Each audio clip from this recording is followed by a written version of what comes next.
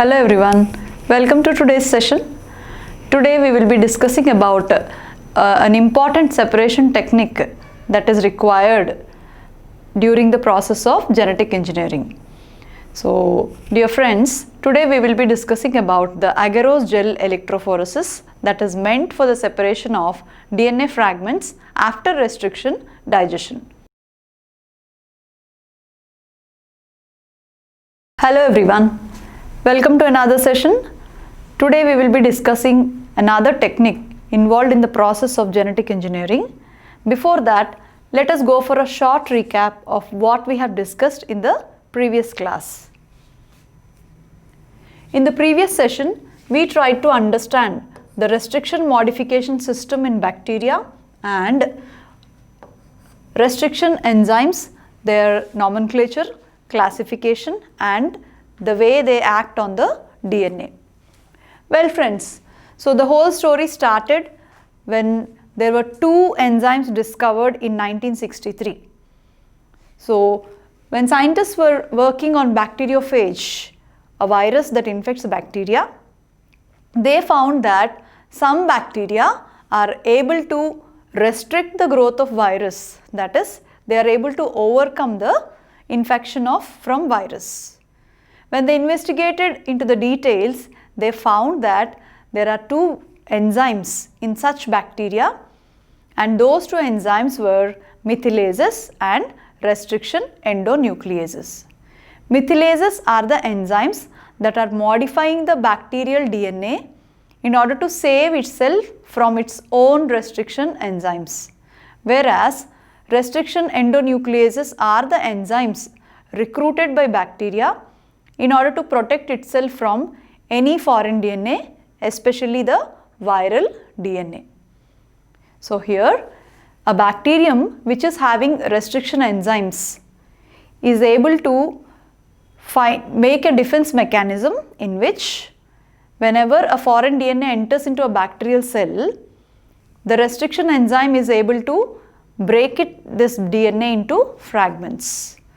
And if you have a question, if the restriction enzyme of a bacterial cell is able to break the DNA, why is the bacterial DNA is safe? How is the bacterial DNA able to overcome its own restriction enzymes?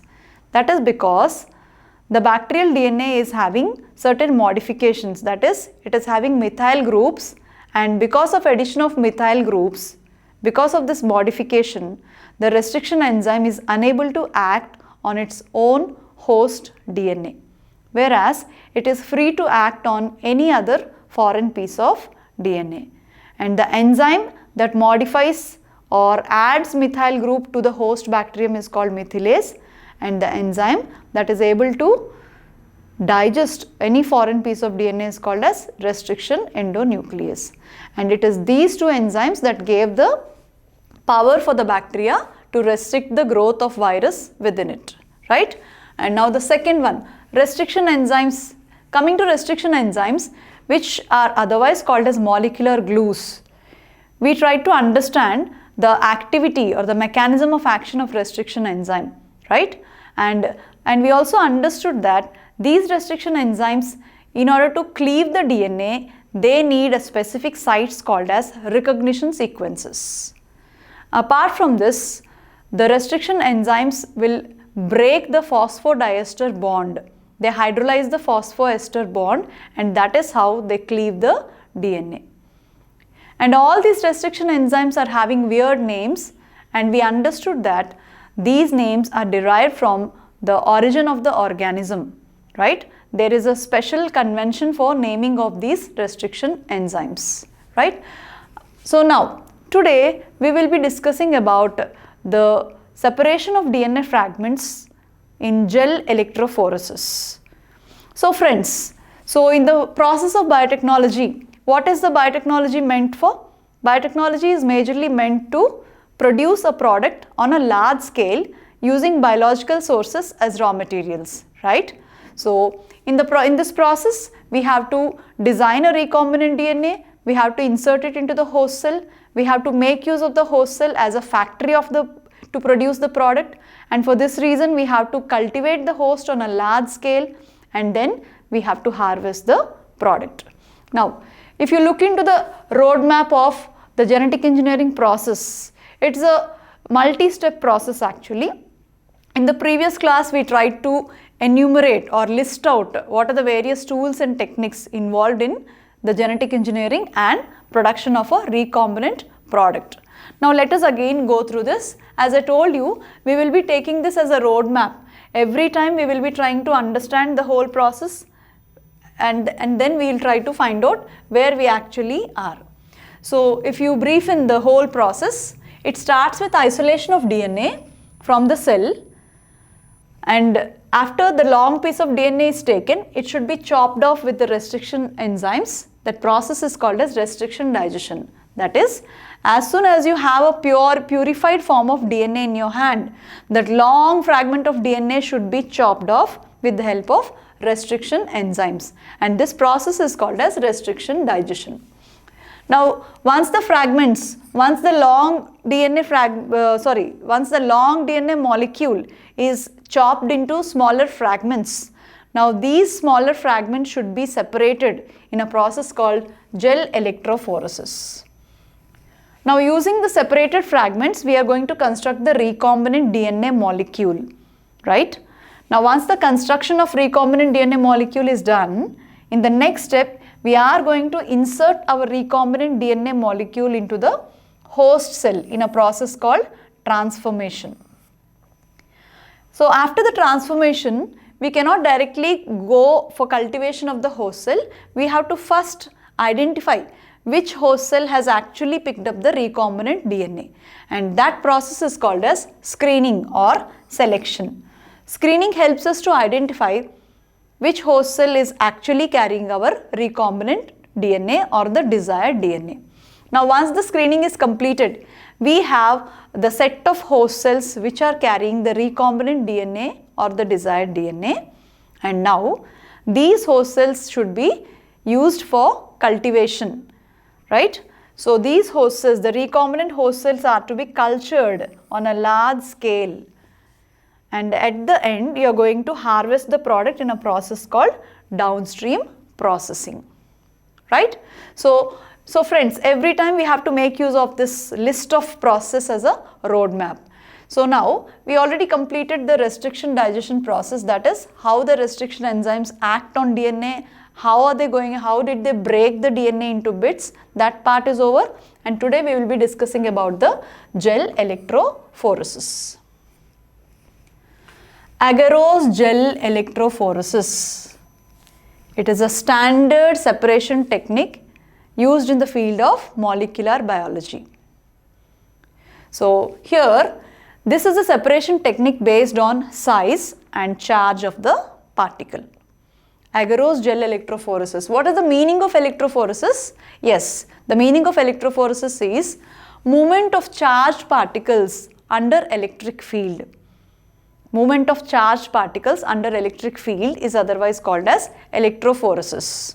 Now, these charged particles, they move through a medium, and essentially the medium can be agarose, and then you're calling it as agarose gel electrophoresis, right? Let us get into the details of this technique. The mobility of a charged species through a gel matrix under electric field. As I told you, the definition of electrophoresis is mobility of charged species under electric field through a gel matrix is called as electrophoresis. The rate at which the mobility depends upon the two factors. One is molecular mass and second one is charge. So we are saying that we are placing some charged species in that, and these charged molecules are going to be separated in the matrix as they move through the matrix. Now here, who is the charged species? The charged species is your DNA fragment. And what is the medium through which it has to move? The medium through which it has to move is the agarose gel, and that medium is otherwise called as a matrix. And the rate at which each particle will move, the rate at which each fragment will move depends on two properties. One is the molecular mass, second one is charge. And we should know that smaller the size of the fragment, farther it can move. That means if you take fragments of DNA, the smallest fragment will be the first one to reach to the other end of the gel, and the largest fragment will be the last one to move towards the gel, right? So let us see what is an electrophoretic unit, right? Before getting into the mechanism or the process, I would like to show you certain things here. So if we want to do this, so what are we actually doing? We isolated the DNA, we purified the DNA, that pure DNA sample, which is a long strand, we chopped it off with the help of restriction enzymes. After doing the restriction digestion, so treating the longer DNA fragment with restriction enzymes is called as restriction digestion. So the result of restriction digestion is that the longer DNA fragments are chopped off into shorter fragments of different sizes, right? Now these fragments are separated based on their size in a process called gel electrophoresis, right? Now, if you look into the electrophoretic unit, it has three basic components. One is the buffer tank, second one is the gel casting tray, and third one is the power unit. The buffer tank that consists of buffer solution, the gel casting tray in which you pour the gel and load the sample, and third one is the power unit. The gel casting tray is essentially required to pour the gel and load the DNA sample. And you also have a small comb, because the teeth of the comb will help to make the wells here, small depressions here. We will be knowing what each component is about. So this is the diagrammatic representation here. This is a kind of electrophoretic unit you can see. And if you see here, in the buffer tank, we have placed the gel casting plate, and on this plate we have the solidified gel here. This is the solidified gel. That gel is placed on a glass plate called as gel casting plate. Now within this gel you have depressions here. These deep blue colored things are the depressions called as wells, and into these wells we have loaded the DNA sample. These are called as wells, and into these wells we load the DNA sample. DNA sample is loaded into this. So from where has come this DNA sample? So this long DNA molecule is subjected for restriction digestion. After restriction digestion, these DNA particles, the DNA molecule is broken into shorter fragments, and now in your test tube you have fragments of DNA of different sizes, right? And it is this solution that consists of the fragments of DNA that is loaded into these wells, right? And then this is subjected for electric field. So when you are subjecting this gel loaded with DNA to electric field, DNA being a charged particle, it starts moving from cathode to anode. This is the direction of movement of the gel. It is moving from cathode to anode, the positive end. So once the movement is completed, the gel appears like this. You can see here, this is the gel plate where the separation, the fragment, the movement is completed and the separation is already achieved. So in each well you load one sample, and that sample, as it tried to move, you get a band there. These are called as bands, DNA bands, right? Now the movement is from cathode to anode, the negative electrode to the positive electrode. Now if you look into the wells here, so as I told you, well is the depression in the gel into which we have loaded the DNA sample. If you can look into the well 1, this is well 1, you got only one DNA band. What does it mean? It means that this piece of DNA was not subjected for restriction digestion. It was not cut and that is the reason the whole DNA remained as one, and we have a one band. And if you look into the well 2, in well 2 you have 1, 2, 3, 4 bands you got. That means you have 4 fragments in well 2. So they got separated based on their size. So the number of bands in each lane, so well 3, well 4, all these are called as lanes. Each one is called as a lane. So as you can see here, lane 1, only one fragment, that means this DNA did not undergo restriction digestion. Lane 2, 4 fragments you got. 4 bands of DNA means 4 fragments. Lane 3 and lane 4, so on. So depending on the digestion, the number of many number of fragments are generated. And here you should know that the fragment that reached to the farthest, that means towards the other end of the gel here, is the smallest of all. And the fragment that remained near the well, this fragment is supposed to be the largest of all. So here, essentially it is a size-based separation that happened here, right? Now, this is the real-time view. This is the real-time view of the gel unit. So you can see here, this is the buffer tank, this is the gel casting tray, and this is the comb with so many wells like this. Sorry, this comb with so many tooth.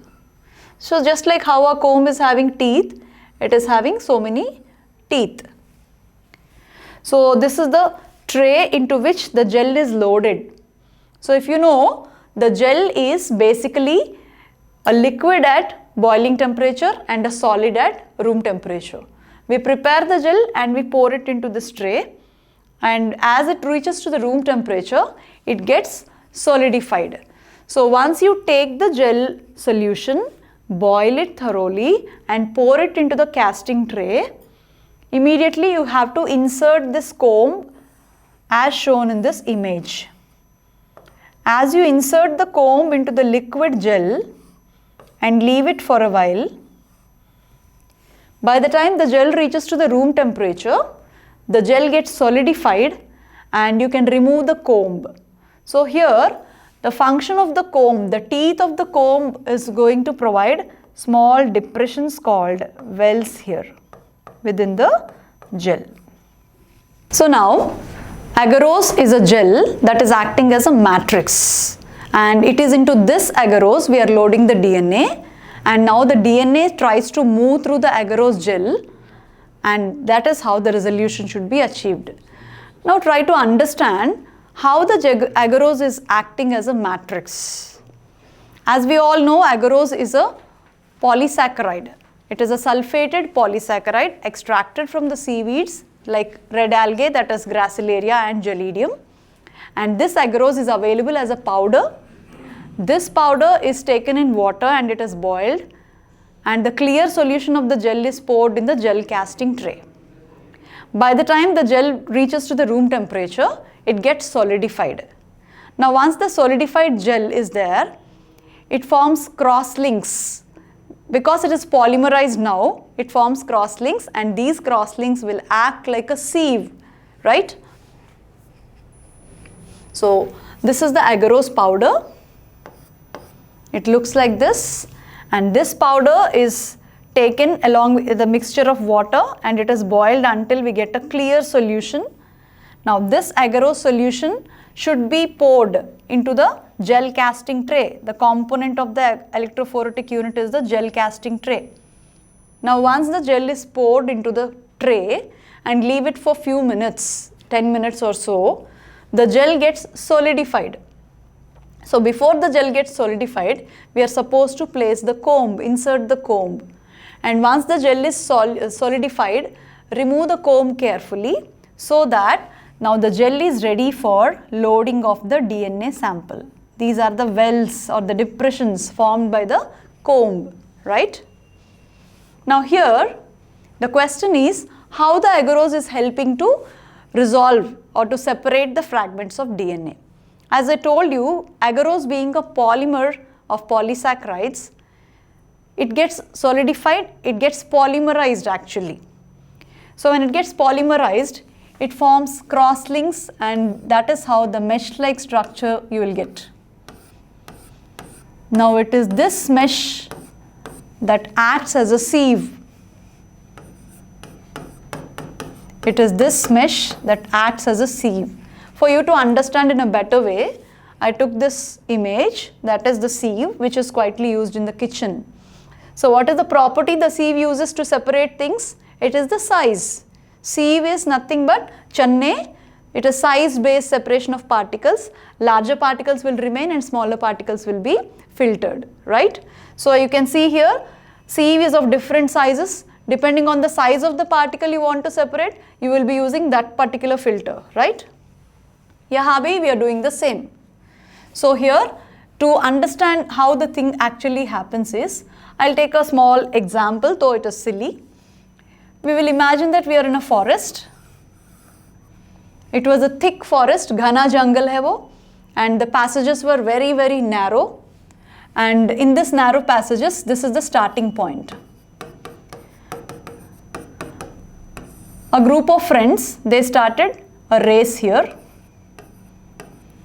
And this is the starting point, and the forest is having all narrow passages like this.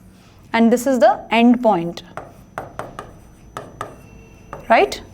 Now we imagine that ये बहुत घना जंगल है, and for this reason the passages are so very narrow like this. It's like a maze almost. Now a group of friends, they started at this point and they had a competition among themselves who will be the first one to reach to the end. Now as I mentioned here, the passages are quite narrow. The one who is the thinnest of all or the smallest of all will be the first one to reach to the end point. So here, when we try to move through these narrow passages, the person who is thinnest of all was able to move to the end at first. Thinnest of all will be the first one to reach the destination, and rest of them are trying to move and they may take some more time to reach the destination. Why is it? Because size is helping the person to move at a faster rate. Though they all have started at the same time, the thinner person will be able to move at the fastest rate, so he will be the first one to reach the destination. This is exactly how the sieve is going to act. So if I show you this in the image, you can understand this. So this is the gel matrix. We have loaded different sized molecules here. The yellow one is the largest of all, green next largest, and red smallest of all. Now once we have loaded all the sample here with different sizes and we subjected it for electrophoresis, they start moving from one end to the other end depending on their charge. And as they move, you can easily guess that the smaller ones, the smaller one is the red one is the first one to reach to the other end of the gel, right? And green one is somewhere in the middle. And the yellow ones, which are largest sized particles, they are struggling to move but they are unable to pass through the gel. Yes? Have you understood now? The gel gets polymerized and it forms crosslinks, and these crosslinks will act as sieve, and when your molecules are loaded at one end, they try to pass through the sieve. Smaller the fragment, farther it can move, and the larger the fragment, more it has to struggle to move. In other words, the mobility is affected by the size of the molecule, right? Mobility, the rate of movement is inversely proportional to the size of the particle. Remember, rate of the movement is inversely proportional to the size of the particle. So here, ultimately we understood that it is the size of the particle that plays a role in the resolution or separation of the fragments, right? Now, this is what is the question. How the agarose gel plays the role of as a separation matrix. It gives the sieving effect.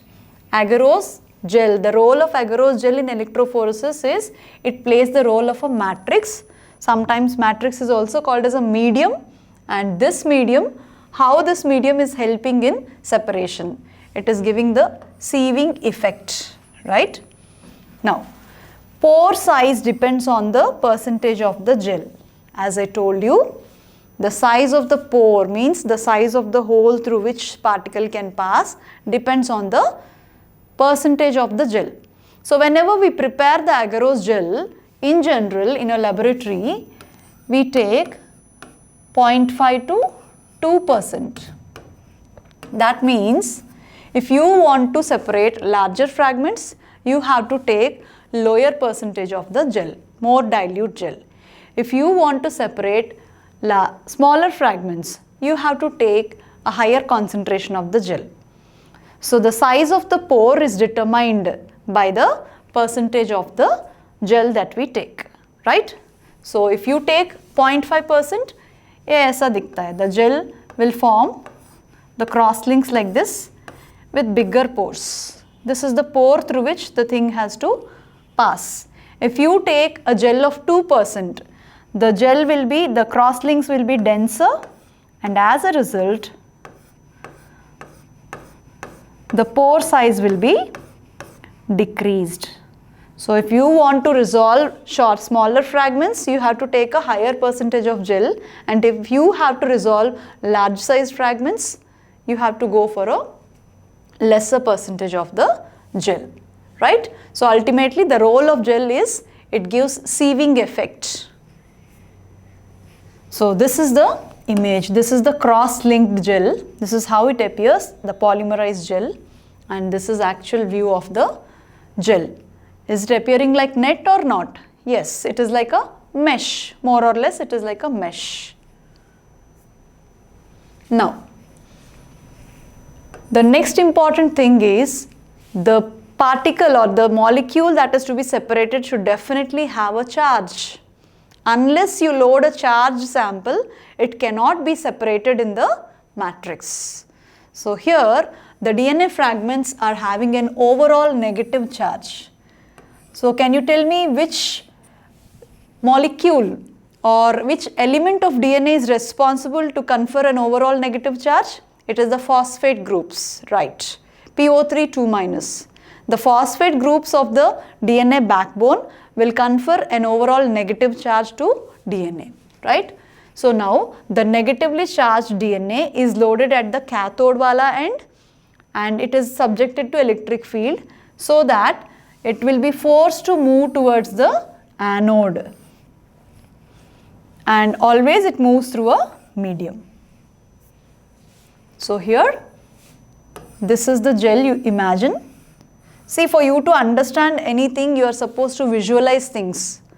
All these are imaginary things, this molecular biology concepts, biotechnology concepts, everything will be on the book, but unless you imagine the process, you cannot really understand it, right? So, here you have to imagine, you can imagine that the sheet of paper in your book can be a gel, and this is one end of the gel where you have the wells, we call the depressions of the gel as wells, and into these wells we are loading the DNA. DNA is loaded into this wells. These are the wells. Now, it is subjected to electricity. Now, in this case, the fragments of DNA start moving from cathode to anode. Always remember, it is from cathode to anode. This is the direction of the movement of fragments. Now, the smaller fragment will be the first one to reach the end. And at the end of the gel electrophoresis, the gel appears like this. Maybe you will not be able to see the DNA fragments that got separated, but still this is a visualization or imagination. So, what are the two properties that are required for electrophoretic mobility?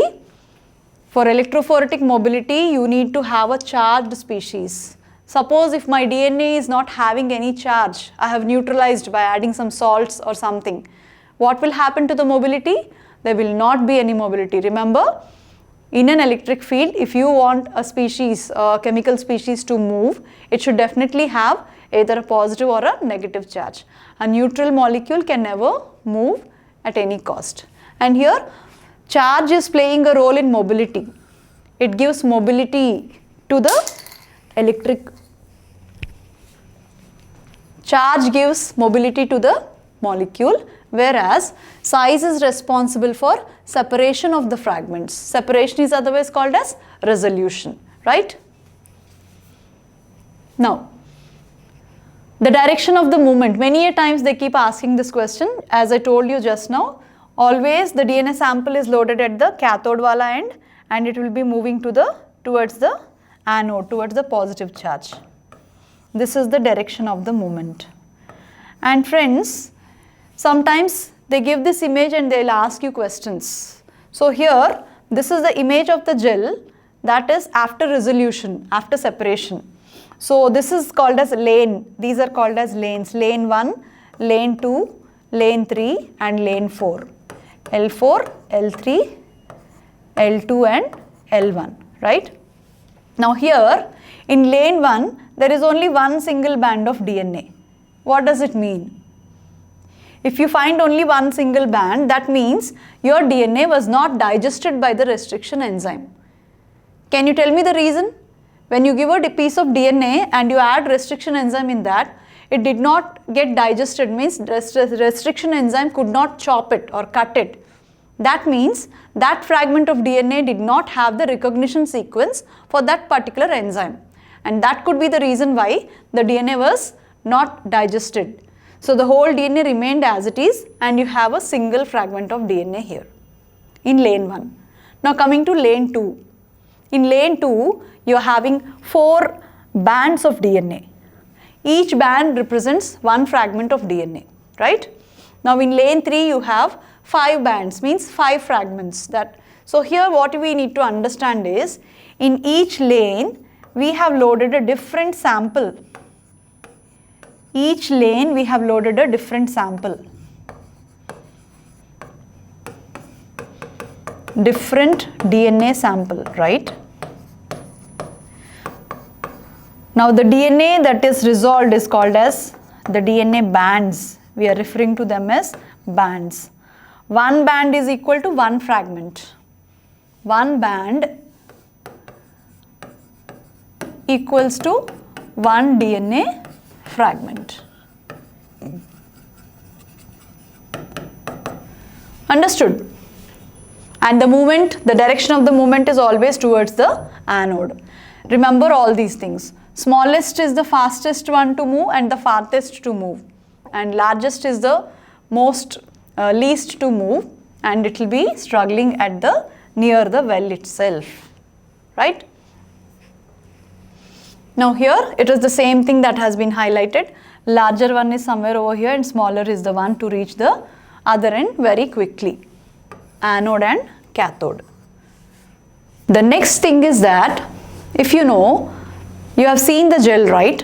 The gel is colorless and the DNA sample is also colorless. So here what to do? How do we come to know that the DNA has been resolved? How do we come to know?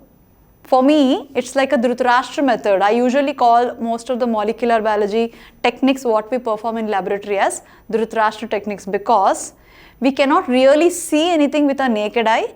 We are doing all those steps based on our assumptions. Ye aisa ho raha hai, ye aisa ho raha hai. That is how we assume and we keep doing them, right? So now here, friends, we have to remember that the gel is colorless, DNA sample is colorless.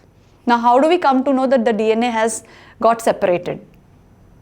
And for this reason, we are going to add ethidium bromide, a stain, to the DNA sample. That means when we are loading the DNA sample, when we are loading the DNA sample into this DNA sample, we are also adding a stain called ethidium bromide. I'll use orange here. Ethidium bromide. Now remember, even ethidium bromide is colorless. तो किस काम के लिए है? So here, in order to visualize the separated fragments of DNA, we are adding a stain called ethidium bromide. Now you know that ethidium bromide is added to visualize the separated fragments of DNA. But children, ethidium bromide itself is colorless, but it fluoresces, it gives orange colored bands under UV radiation. That is, even though ethidium bromide is colorless in visible light, when you take this ethidium bromide and place it under UV rays, it fluoresces the orange color. So let us see what function it does with our DNA. Ethidium bromide is basically called as a mutagen. It is otherwise called as an intercalating agent. What is meant by intercalating agent? It will go and sit in between two nitrogenous base pairs. This is the nitrogenous base pair. Suppose this is A and this is T. This is G and this is C. Between two base pairs of the DNA, this ethidium bromide will go and sit here, and so it is called as an intercalating agent. Now, whenever you add this ethidium bromide to our DNA samples, they will just get into and they just intercalate in between the base pairs. And once you pull out the gel, you are supposed to place it under the UV irradiation. As you can see here, the plain gel in which you cannot see anything. This gel, after the electrophoretic technique is performed, it is placed under the UV rays in a box. And this is the real-time view. As you can see here, ethidium bromide will fluoresce orange color under UV rays. And this orange color band is a proof that the DNA fragments got separated. Right? Now, in the textbook, the image what we have is the representation of this. It is the gel with DNA and the resolved bands. The orange color represents that ethidium bromide is giving orange colored bands. Right? Now what next? So we isolated, purified the DNA, we digested with restriction enzymes. The longer DNA was chopped into shorter fragments. Now these fragments are subjected for separation. Size based separation ho gaya. Now hamare haath mein we have in our hand the gel with all the separated fragments of DNA. What next? In the next step, we have to take the gel as it is. Suppose, okay, I'll show you here. This is the gel, right? These are the fragments. The next step, we have to cut out the gel. Take the piece of DNA and put it into a small buffer, so a test tube that is containing small buffer. So that means the small piece of gel with one single band contains one fragment of DNA. You pull out the gel, put it in the test tube and gently heat it. All the gel will melt and it will release the piece of DNA into the buffer solution, right? So this process in which you are cutting out the separated bands from the gel and extracting the DNA from the gel is called as elution. What is it called as? Elution. Elution is nothing but the process in which each separated fragment of DNA is cut out from the gel, and from this piece of gel you are gently extracting the DNA fragments, right? Now as a result, now we have in our test tube the small DNA fragment which is in its purest form. Now this pure DNA is used to construct the recombinant DNA molecule. This is the real-time view of the gel. See how the technician is cutting the gel piece and it is being extracted into the Eppendorf tubes, right? So this is how we have to perform gel electrophoresis and extract the pieces of DNA from the gel, right? And that's all for now. I'll get back to you with another new topic. I hope you are clear with the concept. Have a good day.